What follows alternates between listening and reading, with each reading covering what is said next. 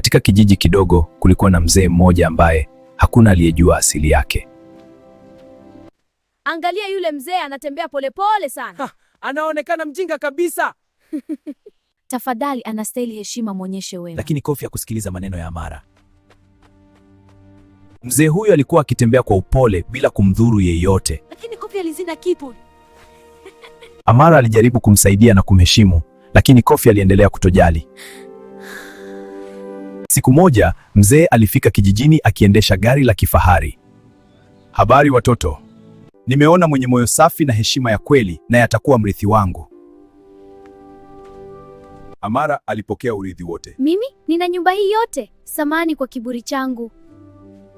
Tangu siku hiyo Kofi alikuwa mkarimu na mwenye heshima kwa wote. Heshima na moyo mwema huleta thawabu, kiburi na ukosefu wa heshima huishia kwa hasara.